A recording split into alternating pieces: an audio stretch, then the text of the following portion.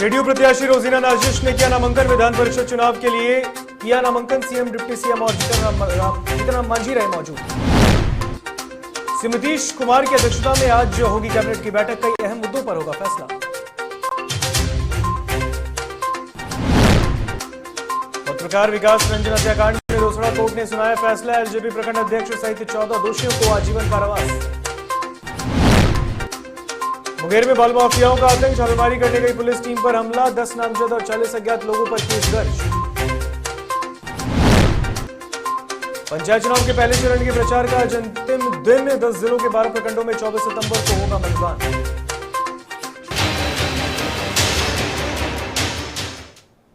नमस्कार, आप देख रहे हैं डीटीवी भारत और मैं हूं आपके साथ ऋतिक। खबरें विस्तार से और इस वक्त की एक बड़ी खबर से आपको रूबरू कराते हैं। सिवान, बिहार के सिवान से यह बड़ी खबर। सोना लूटकांड में बड़ा खुलासा हुआ है। सिवान से इस वक्त की बड़ी खबर। सोना लूटकांड में बड़ा खुलासा। 5 किलो सोना के साथ 4 अपराधियों को गिरफ्तार किया गया है। इस वक्त की बड़ी खबर।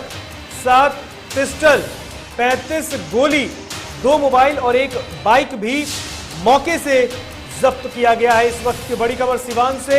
2 दिन पहले कसेरा टोली चौक पर जेवर दुकान में ये लूटपाट की घटना को अंजाम दिया गया था। तो सिवान में सोना लूटकांड में बड़ा खुलासा। इस वक्त की बड़ी खबर।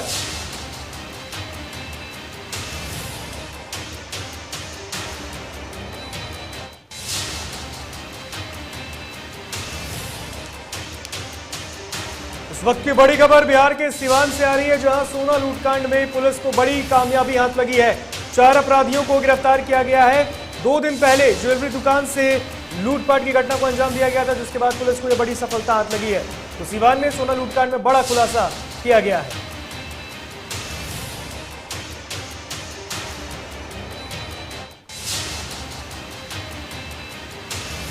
इस वक्त की बड़ी खबर। 7 पिस्टल, 35 गोली, 2 मोबाइल और 1 बाइक मौके से पुलिस ने जब्त किया। सिवान से यह बड़ी खबर।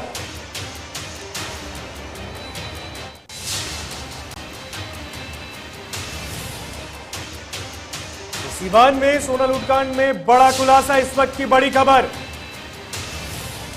5 किलो सोना के साथ 4 अपराधी गिरफ्तार हुए हैं। पुलिस के हत्थे चढ़े हैं। इस वक्त की बड़ी खबर। 7 पिस्टल, 35 गोली, 2 मोबाइल और 1 बाइक जब्त।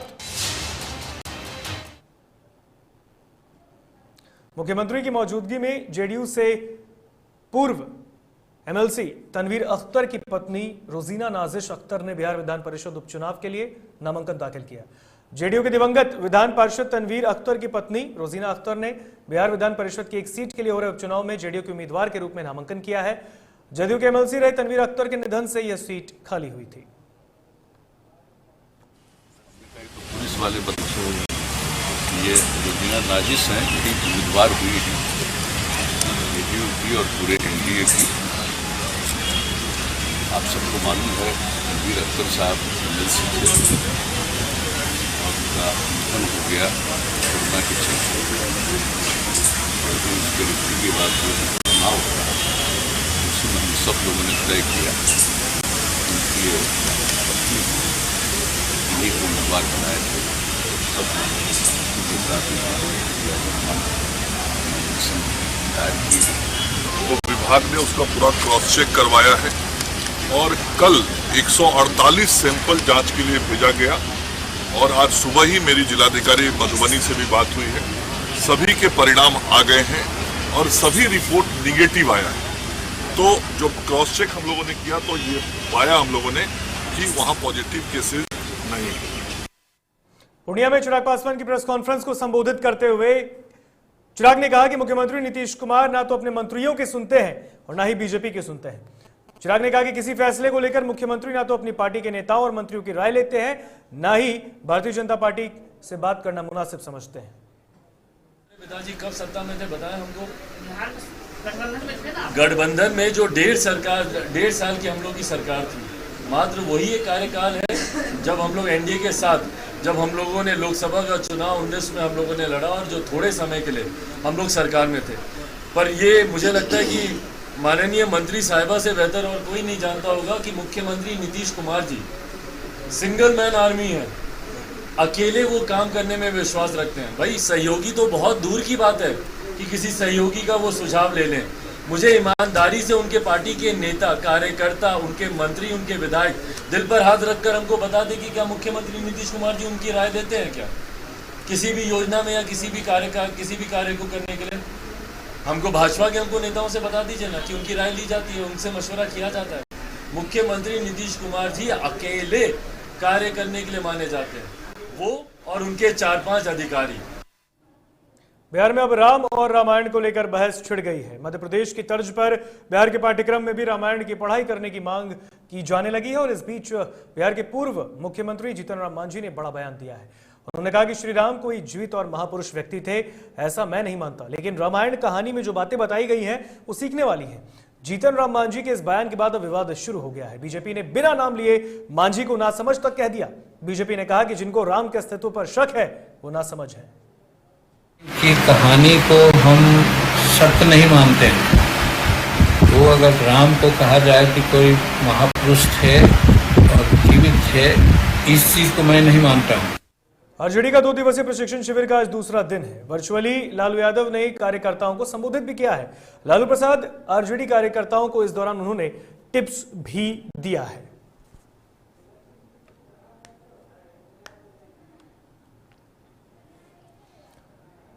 बिहार के मुख्यमंत्री नीतीश कुमार आज कैबिनेट की बैठक करने वाले हैं और सीएम सचिवालय संवाद में शाम करीबन 4:30 के आसपास ये बैठक होगी। बैठक में कई एजेंडे पर मुहर लग सकती है। पिछले हफ्ते से मुख्यमंत्री संवाद में सभी मंत्रियों की उपस्थिति में कैबिनेट की बैठक कर रहे हैं। उससे पहले लगातार कोरोना के कारण वीडियो कॉन्फ्रेंसिंग से ही कैबिनेट की बैठक करते रहे, लेकिन कोरोना के संक्रमण लगातार घटने के बाद वीडियो कॉन्फ्रेंसिंग के बाद अब मुख्यमंत्री सभी मंत्री से 1-to-1 बैठकर कैबिनेट की बैठक करेंगे।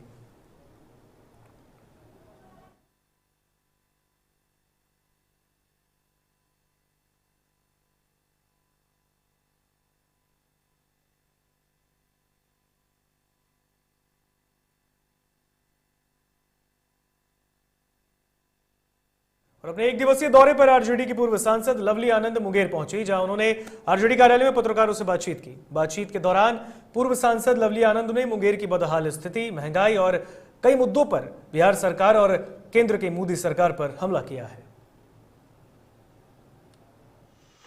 किसान का तो ये सरकार है ही नहीं, ये बेईमानों का है। किसान को अनदेखी किया जा रहा है, जिस पर पूरा देश चलता है, जिस पर आप हम सब हैं निर्भर। वो किसान का अगर मान लीजिए फसल क्षति होता है, वो कहाँ से खाएगा, कैसे जिएगा, इस पर सरकार का जरा भी सोच नहीं है। ये बहुत दुर्भाग्यपूर्ण है और हर जगह का इस तरह का मामला है। अब 19 लाख जो कहा गया था नौजवान को दिया जाएगा बेरोजगार को नौकरी, कितने को पड़ा है? 1 साल तो होने जा रहा है चुनाव का, सरकार बनने को, लेकिन आज तक कितने नौजवान को मिला, कितने बेरोजगार को मिला है नौकरी? आज निजी कंपनी के हाथ में है, वही जल, जमीन, जंगल, जो पहाड़ है, उसको देने का एक तैयारी हो रही है। इसके खिलाफ में हम लोग बिहार पंचायत चुनाव के दूसरे चरण का मतदान 29 सितंबर को होना है और सभी उम्मीदवार अपने अपने वोटरों से मिलकर कई लुभावने वायदे कर रहे हैं। जीत हासिल करने के लिए भी पूरी प्रयास में जुटे हैं और इसी कड़ी में सुपौल के सूर्यपुर क्षेत्र संख्या 12 के निवर्तमान पंचायत समिति सदस्य, सह पंचायत समिति सदस्य उम्मीदवार संतोष कुमार से डीटीवी भारत संवाददाता राजेश चौधरी ने खास बातचीत की। बातचीत के दौरान संतोष कुमार ने बताया कि उन्होंने पिछले 5 साल में क्षेत्र का विकास किया है। अगर जनता फिर से उन्हें मौका देगी तो क्षेत्र का चौमुखी विकास करेंगे। बिहार पंचायत चुनाव के दूसरे चरण का मतदान 29 सितंबर को होना है और इसी कड़ी में जो भी प्रत्याशी हैं जनता के बीच जा रहे हैं, जनता को रिझा रहे हैं, जनता से वोट मांग रहे हैं और जीत दिलाने की अपील कर रहे हैं। और हमारे साथ बात करने के लिए मौजूद है सुरजापुर क्षेत्र संख्या 12 के निवर्तमान पंचायत समिति सदस्य, सह पंचायत समिति उम्मीदवार संतोष कुमार। संतोष जी, बहुत बहुत स्वागत है आपका डीटीवी भारत पे। धन्यवाद राजेश जी। संतोष जी, तमाम प्रत्याशी जनता के बीच जा रहे हैं, आप भी जनता के बीच जा रहे हैं, तो आप जनता से क्या कह रहे हैं? हम जनता से देखिए 5 साल में जा ही रहे हैं हम जनता के बीच में और अभी भी जा रहे हैं, इसलिए हम जनता हम पे विश्वास कर रही है कि ऐसा प्रत्याशी हमको नहीं मिलेगा और विश्वास करना पड़ेगा क्योंकि हम ऐतिहासिक विकास अपने क्षेत्र में किए हैं। सड़क के मामले में मेरा पंचायत क्षेत्र जो है 9 से 15 बहुत अच्छा स्थिति में, जो कि कच्ची सड़क था, टूटा हुआ सड़क था और चौमुखी विकास हम करवाए हैं अपने क्षेत्र में, और बहुत अच्छा जो पक्कीकरण जो है मेरे क्षेत्र में, एक भी ऐसा सड़क नहीं है जो कि कच्चा बचा हुआ है। सारे सड़क को हम लोग जो है ढलैया करके बना दिए हैं। अब यहाँ पे कोई दिक्कत नहीं है काम का, और बहुत अच्छा लोग रिस्पांस ले रहा है, इसलिए संतोष कुमार पे ही विश्वास दोबारा करेगा। जनता के बीच आप जा रहे हैं, ठीक ना? आपने बताया कि हमने 5 सालों में ये काम किया है, अपने कामों को गिनाया है। ठीक है, जनता अगर आपको फिर से मौका दे देगी तो फिर आप क्या करेंगे 5 साल में, ये बता दीजिए। ये 5 साल में जो बचा हुआ काम जो है, जैसे शौचालय, सामूहिक शौचालय मेरे यहाँ नहीं है, वो हम बनवाएंगे। छठ घाट नहीं है, वो छठ घाट का बनवाएंगे। श्मशान घाट नहीं है मेरे यहाँ जो कि जिसका निर्माण हो, और यहाँ पे श्मशान घाट बन जाए तो गरीब गुरबा के लिए बहुत ज़्यादा राहत का काम होगा। इसमें दिक्कत आती है, कब्रिस्तान का घेराबंदी है, मिट्टी भराई है, ये सब काम करेंगे। खेल का मैदान का निर्माण है वो करवाएंगे, और गार्डन जो है मेरे यहाँ नहीं है, यहाँ पे पार्क टाइप का, वो पार्क भी हम लोग बनवाएंगे, क्योंकि मेरे यहाँ जो स्कूल सब में बहुत सारा ज़मीन अवेलेबल है अभी, उसमें पार्क का भी निर्माण करवाएंगे, और लोग गरीब गुरबा विश्वास करेंगे संतोष कुमार। अच्छा ठीक है, संतोष कुमार पे विश्वास करेंगे। संतोष कुमार अगर जीतते हैं तो ये काम करेंगे अपने। अच्छा, ये डोली का आप लगाए हैं सिंबल, ये क्या कुछ है? ये डोली सिंबल मिला है जो क्रमांक 6 पे है, और इस बार मैया भगवती जो है डोली पे ही आ रही है। उससे पहले ही डोली छाप हमको मिल चुका है, और इसलिए हम बहुत ज़्यादा खुश हैं कि मैया भगवती आ रही है। भगवती पहले आशीर्वाद हमको दे चुकी है, संतोष कुमार का पुनः जीत होगा। पटना हाईकोर्ट में 27 सितंबर से आमने सामने फिजिकल सुनवाई शुरू होगी। 4 दिन फिजिकल तो 1 दिन वर्चुअल कोर्ट होगी। मंगलवार शाम 7 बजे पटना हाईकोर्ट समन्वय समिति और हाईकोर्ट के 3 जजों की एक कमेटी के बीच हुई बैठक के बाद मुख्य न्यायाधीश न्यायमूर्ति संजय करोल ने सप्ताह के 4 दिन फिजिकल तो 1 दिन वर्चुअल कोर्ट शुरू करने की जानकारी दी। उन्होंने कहा कि कोरोना गाइडलाइन का सख्ती के साथ पालन किया जाएगा। किसी भी हाल में लापरवाही सामने आने पर मुख्य न्यायाधीश फिजिकल कोर्ट को बंद कर वर्चुअल कर सकते हैं।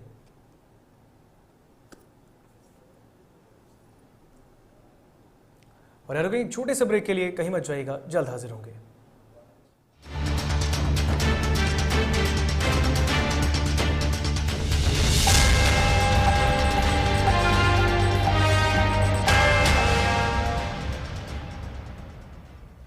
एलीट इंस्टीट्यूट, अगर आपके अंदर चाह है तो एलीट आपकी राह है। IIT हो या मेडिकल, आप चाहते हैं अपने आप को उत्कृष्ट दिखाना, आप चाहते हैं खुद को एक IITian के रूप में दिखना या मेडिकल के क्षेत्र में आगे बढ़ना, तो एलीट आपके लिए एक बहुत बड़ी ताकत के साथ आपके सामने है। आइए, खुलिए, बढ़िए, पहुंचिए। Elite institute.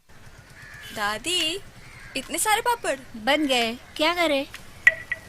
कच्चा पापड़, पक्का पापड़, एक्स्ट्रा पापड़, इंस्टा पापड़, कक्कर दादी के छत का पापड़ विद ऑनलाइन प्रेजेंस बन गया धाकड़। फोन पे करके ऑर्डर ही ऑर्डर, सब वाह हो गए इसको खाकर। कच्चा पापड़, पक्का पापड़, चंडीगढ़ टू चेन्नई बढ़िया सापड़। कच्चा पापड़, पक्का पापड़, एक्स्ट्रा पापड़, इंस्टा पापड़। बिजनेस बढ़ाओ इंडिया के फास्टेस्ट 4G के साथ। स्पीड से बढ़ो विद वी गिगानेट। घर चाहिए, मकान चाहिए कि चाहिए दुकान, या फिर चाहिए जमीन जायदाद,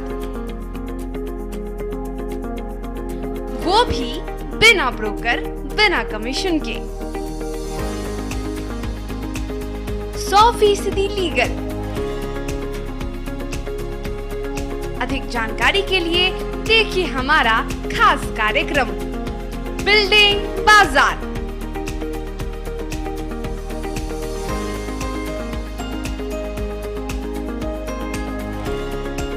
finance expert engineer Madan Gupta के साथ सिर्फ DTV भारत पर, शनिवार और रविवार रात 8:30 बजे।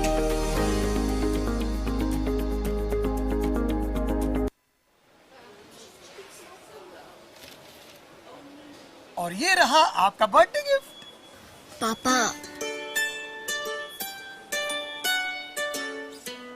बेटा ये कैसा है? ये दुनिया क्यों न समझे, मेरी दुनिया बदल गई।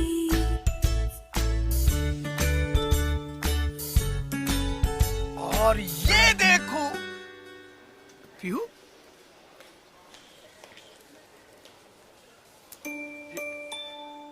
पीहू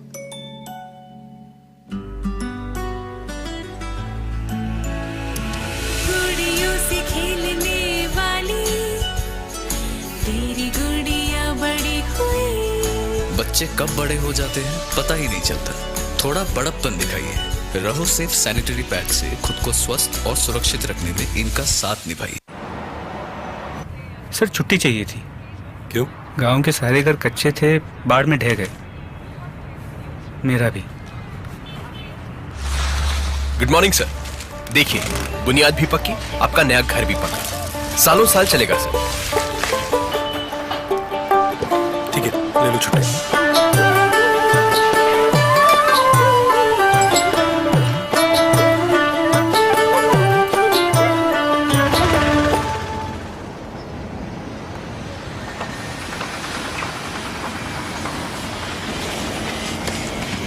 लो, हो गया घर पक्का। छुट्टी कैंसिल।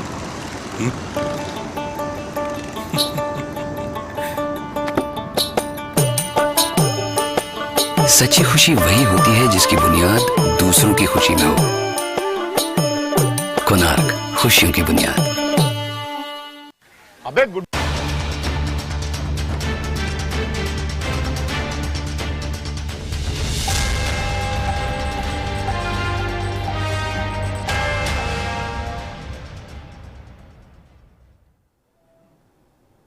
ब्रेक के बाद एक बार फिर स्वागत है आपका डीटीवी भारत में। बढ़ते हैं खबरों में आगे। भारतीय जीवन बीमा दैनिक मजदूर संघ द्वारा 2 दिवसीय भूख हड़ताल किया गया है और इस दौरान संघ के अध्यक्ष मुरारी प्रसाद ने कहा है कि इस साल एक साथ एलआईसी के 77 मजदूरों को बिना किसी सूचना के निकाल दी गई। इसके कारण मजदूरों को आर्थिक दिक्कतों का सामना करना पड़ रहा है। साथ ही उन्होंने प्रधानमंत्री नरेंद्र मोदी से इस मामले में संज्ञान लेने की मांग की है। परिस्थिति कोरोना काल में ये दैनिक मजदूर कर्मचारी संघ काम कर रहे थे अपने एलआईसी में। कोई नोटिस नहीं दिया मैनेजमेंट ने और बाहर की रास्ता दिखा दिया। उस समय कोरोना काल का चरम सीमा पे पहुंचा था। इस परिस्थिति में हम न किसी से एजिटेशन कर सकते थे, ऐसा भयावह स्थिति था कि न हम किसी से मिल सकते थे, न ही किसी से बात कर सकते थे। मोबाइल पे बात करने से मैनेजमेंट और भड़क उठता था। ऐसे परिस्थिति में ये लोग दैनिक मजदूर आज रोड पर किस परिस्थिति में जिंदा है, भूखे तादाद पे मरने का ये कगार है। मार्केट में काम नहीं है। आज जो काम कर रहे थे मजदूर उसको भी हटा दिया गया है। और इस वक्त एक बड़ी खबर से आपको रूबरू कराते हैं। ये पटना सिटी से बड़ी खबर, जहां सड़क पर उतर गए हैं बिजली उपभोक्ता। पटना सिटी से ये बड़ी खबर, सड़क पर उतरे बिजली उपभोक्ता। इस वक्त की बड़ी खबर, अशोक राजपथ मुख्य मार्ग को भी जाम कर दिया है। इस वक्त की बड़ी खबर राजधानी से, बिहार की राजधानी से ये बड़ी खबर, बिजली विभाग के खिलाफ जमकर हंगामा किया गया है। सड़क पर बिजली उपभोक्ताओं के द्वारा हंगामा प्रदर्शन। हंगामा देख बिजली ऑफिस के पदाधिकारी भी फरार हो गए हैं। इस वक्त की बड़ी खबर, प्रीपेड मीटर को अविलंब हटाने की मांग की गई है। इस वक्त की बड़ी खबर, मौके पर पहुंची है पटना पुलिस, जो कि जाम को हटाने की कोशिश कर रही है। तो तस्वीरों में देख सकते हैं बिजली उपभोक्ताओं का गुस्सा फूटा है। प्रीपेड मीटर को अविलंब हटाने की मांग की जा रही है। सड़क पर नाराज होकर उपभोक्ता बैठ गए हैं। बिजली के प्रीपेड मीटर को हटाने की अविलंब मांग इनके द्वारा पटना सिटी में की गई है और खास करके इन लोगों ने आक्रोश में आकर अशोक राजपथ मुख्य सड़क को जाम भी कर दिया, जिसके बाद पुलिस को इसकी सूचना मिली। पुलिस ने मौके पर पहुंचकर लोगों को समझा बुझाकर जाम को खुलवाने की कोशिश कर रहे हैं। बिजली बिल भर गेली, 3 दिन लाइन चलत, तकरा बाद कट गेल तो हमरा सबके का नाम है कि जे महीना बाद देओ। जैसे मोबाइल में रिचार्ज होय वैसे हमरा रिचार्ज कर दो 300 200 के महीना। महीना ले के भर प्रीपेड मीटर लगाया है घर में। हां घर में सब लगा दिया जाए। जाम लगा हुआ है। 500 का रिचार्ज 4 दिन में आ रहा है। रिचार्ज करवाइला पे भी लाइन नहीं आ रहा है। लाइन लाते से भी कटा हुआ है, फिर भी आज भी करवाया, आज भी लाइन नहीं है। मीटर भी दिखला रहा है, सब ताला करके बंद करके भागा हुआ है।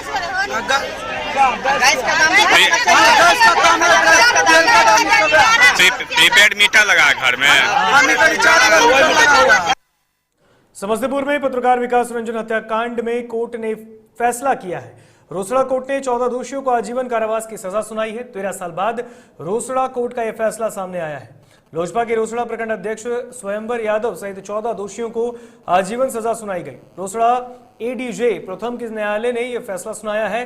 गौरतलब है कि 25 नवंबर 2008 को पत्रकार विकास रंजन की हत्या कर दी गई थी। भूमि विवाद के कारण इस घटना को अंजाम दिया गया। रोसड़ा कोर्ट के अधिवक्ता हीरा देवी ने बताया कि जमीन के विवाद को लेकर पत्रकार विकास रंजन की हत्या की गई। पत्रकार विकास रंजन की हत्या का षड्यंत्र उनके परिवार के लोगों ने ही रचा और इस मामले को लेकर न्यायालय पर सबको भरोसा था, जो खड़ा उतरा है। आज सजा के बिंदु पर हम भी उसमें मुद्दे की तरफ से काम किए। आज सजा के बिंदु पर सबों को दोषी पाया गया। आज जो है किस न्यायालय में हुआ था? एडीजे साहब 1 RR सहाय राजीव कुमार सहाय। इसमें आज पत्रकार हत्याकांड में बहुत बड़ा सफलता मिली। और इस खबर पर अधिक जानकारी के लिए हमारे साथ समस्तीपुर से संवाददाता टिंकू फोन लाइन पे जुड़ चुके हैं। टिंकू, 14 लोगों को पकड़ा गया और करीबन 12-14 साल के बाद इस पर कार्रवाई की गई है और 14 लोगों को हिरासत में लिया गया। क्या कुछ अपडेट आपके पास? जी, आपको बता दूं कि रोसड़ा के चर्चित पत्रकार विकास रंजन हत्याकांड मामले में 14 दोषियों को आजीवन कारावास की सजा सुनाई गई है। रोसड़ा के निचली अदालत ने गुरुवार को यह फैसला सुनाई है। रोसड़ा कोर्ट ने 13 साल बाद 14 आरोपियों को दोषी करार दिया था, जिन्हें रोसड़ा कांड संख्या 173/2008 मामले में सुनवाई करते हुए रोसड़ा के अपर जिला सत्र न्यायाधीश प्रथम राजीव रंजन सहाय की अदालत में। टिंकू, इतना वक्त कैसे लग गया? 2008 में ये घटनाक्रम हुआ था और इतने 21 के अब 2021 में इस मामले में सुनवाई की गई है। देरी की वजह? हेलो, सुन पा रहे टिंकू? हमारा सवाल यह है कि देरी की वजह क्या है? ठीक है, समस्तीपुर जिला के चर्चित हत्याकांड में 13 साल बाद आजीवन कारावास सुनाई गई है। बिल्कुल टिंकू, बिल्कुल रोकना चाहेंगे आपको। तमाम जानकारी के लिए बहुत बहुत शुक्रिया आपका। तो ये खबर हम आपको बता रहे हैं समस्तीपुर में पत्रकार के हत्याकांड मामले में अब 2008 के बाद आपको बता दें कि 2021 में यह सुनवाई की गई है, जिसमें 14 लोगों को आजीवन कारावास यानी कि उम्र कैद सुनाया गया है। मुंगेर में बालू माफियाओं ने पुलिस टीम पर हमला कर दिया है। पुलिस अवैध बालू खनन की शिकायत पर छापेमारी करने गई। हालांकि पुलिस की सख्ती के बाद बालू माफिया भाग निकले। पुलिस ने त्वरित कार्रवाई करते हुए एक ट्रैक्टर सहित चालक को गिरफ्तार किया है। संग्रामपुर थाना में 10 नामजद और 40 अज्ञात लोगों पर मामला दर्ज किया गया है। दरअसल बदुआ नदी के मनिया बालू घाट पर की गई छापेमारी के दौरान बालू लोड करते समय एक ट्रैक्टर चालक को गिरफ्तार कर थाने लाया गया। इस दौरान कुछ लोगों ने चालक को छुड़ाने की कोशिश में 3-4 राउंड फायरिंग भी की। संग्रामपुर थाना अध्यक्ष के नेतृत्व में पुलिस जवानों द्वारा मोर्चा संभालने पर सभी लोग वहां से फरार हो गए। गोलीबारी की घटना की जानकारी मिलते ही तारापुर अनुमंडल पुलिस पदाधिकारी पंकज भी पहुंचे।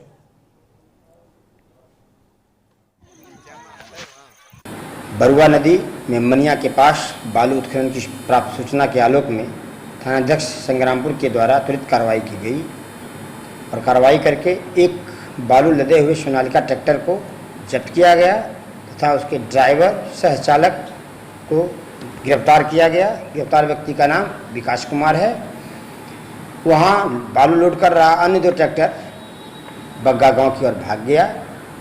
पुलिस के द्वारा ट्रैक्टर पकड़ने के पश्चात बग्गा गांव के ग्रामीण और बालू माफिया पुलिस पर टूट पड़े। ग्रामीणों के द्वारा गोली भी चलाई गई है तथा 315 का 2 अग्रभाग पीओ पर से जब्त भी किया गया है। पुलिस के द्वारा जवाबी कार्रवाई की गई। तत्पश्चात सभी लोग वहां से भागे। गाड़ी को सीज करके थाना लाया गया है। प्राथमिकी दर्ज कर आवश्यक कार्रवाई की जा रही है। और शिवहर के तरियानी थाना क्षेत्र में एक युवक की गोली मारकर हत्या कर दी गई। घटना विशंभरपुर पंचायत में हुई है, जहां निवर्तमान उप मुखिया मदन प्रसाद के बेटे विकी कुमार की हत्या कर दी गई। मृतक का शव सुल्तानपुर घाट के पास धान के खेत में मिला है, जहां युवक का शव लहूलुहान पड़ा था। उसके पास से एक मोबाइल फोन भी बरामद किया गया है। लोगों ने आशंका जताई है कि किसी ने उसकी गोली मारकर हत्या की है। इस घटना से लोगों में दहशत व्याप्त है, तो वहीं मृतक के परिजनों का रो रो कर बुरा हाल है।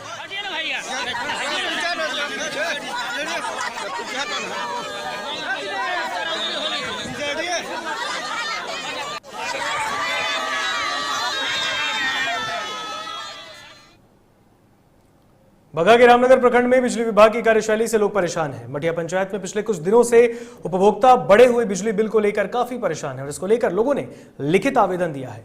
उपभोक्ताओं के आवेदन पर रामनगर एसडीओ ने जांच की है तो मामला सही पाया गया, जिसके बाद सभी मीटर को रिप्लेसमेंट करने का आदेश दिया गया है।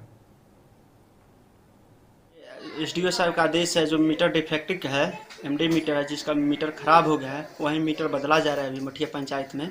जैसे मान लीजिए 400 मीटर है, ठीक, अभी 50 मीटर में लेकर आए थे, 40 मीटर लगा चुके हैं, फिर कल लेकर आएंगे मीटर, तो कल से फिर लगना स्टार्ट हो जाएगा। जितना मीटर खराब है सब किसी को चेंज कर देना है, साहब का आदेश है। जी बहुत बड़ी समस्या थी, बहुत सारे मीटर डिफेक्टिव हो चुके थे, खराब हो चुके थे, जिसपे असाधारण बिल आ रहा था। गरीब लोग बहुत ज़्यादा परेशान हो रहे थे।